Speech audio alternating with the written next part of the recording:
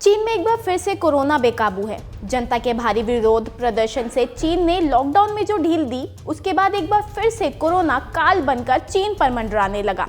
Corona से चीन में हालत बद से बदतर होती जा रही है। कोरोना के बढ़ते प्रकोप को देखते हुए अमेरिका ने इसे पूरी दुनिया के लिए चिंता का विषय बता दिया। जैसे जैसे ये वायरस समय समय पर अपना रूप बदलकर सामने आता जा रहा है, ऐसे में लोगों के मन में ये सवाल भी पैदा हो रहा है कि क्या आखिरकार ये वायरस की कोई उम्र भी होती है? क्या ये कभी नहीं मरते?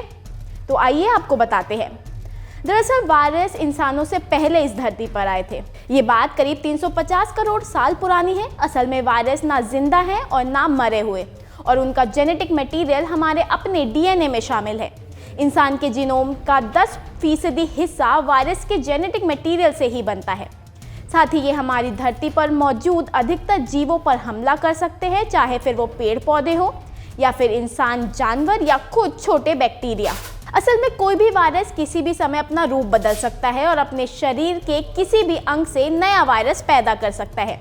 किसी भी वायरस के चारों तरफ एक प्रोटीन की लेयर होती है जिसे कोशिका से लिपिड चुराना होता है। इस होस्ट कोशिका के शरीर से लिपिड लेकर वायरस उसी के ऊपर खुद का नया क्लोन बना लेता है, या तो एक जैसा या फिर नई ताकत वाला नया वेरिएंट। जैसे कि इस कोरोना के केस में हमने देखा ही। वायरस के जन्म की बात करें तो इस पर 3 थ्योरी मानी जाती है। पहली है वायरस फर्स्ट हाइपोथेसिस, यानी धरती बनने के बाद आसपास का वातावरण अनुकूल होने पर सबसे पहले वायरस बने। दूसरी है द रिग्रेशन हाइपोथेसिस, यानी कुछ वैज्ञानिकों का मानना है कि पहले जो कोशिका बनी उनमें से कुछ खुद को अपने अस्तित्व में वापस लाना चाहती थी, यानी डीजेनरेट होना चाहती थी, ताकि खुद को रिप्लिकेट करने की काबिलियत को हासिल कर सके। इस प्रोसेस में पहले पैरासाइट बने, फिर बाद में वायरस विकसित हुए। तीसरी है द एस्केप जीन्स हाइपोथेसिस। इस थ्योरी में कहा जाता है कि वायरस जीवन की शुरुआत के दौर में उन जीन से विकसित हुए जो जीन्स कोशिकाओं वाले जीवों से अलग हुए थे। उसके अलग अलग स्टेज पर अलग अलग होने वाले जीन्स ने मिलकर अलग अलग वायरस बनाए। क्योंकि वायरस किसी होस्ट सेल से ही रिप्लिकेट करता है, इसलिए उस वायरस को पेरेंट वायरस यानी वायरियन कहा जाता है। यही वायरस अपने कई रूपों को पैदा करता है जो जेनेटिकली और आकार आकृति से एकदम वैसे ही होते हैं।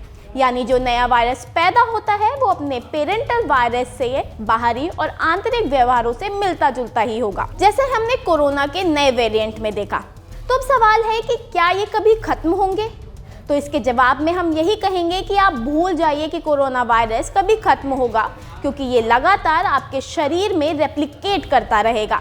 इसके नए नए वेरिएंट आते रहेंगे और सावधानी ना बरतने पर ये आपको संक्रमित करते रहेंगे। इसलिए इसकी वैक्सीन भी समय समय पर अपडेट होती रहेंगी। आपको बूस्टर डोज भी लगवाने पड़ेंगे, या फिर जैसी वैक्सीन आपको लगी है उसी की तरह कोई नई अपडेट वैक्सीन आपको लगवानी पड़ेगी। ऐसी जानकारियों के लिए आप देखते रहे वीके न्यूज़। वीके न्यूज़, राष्ट्र के नाम।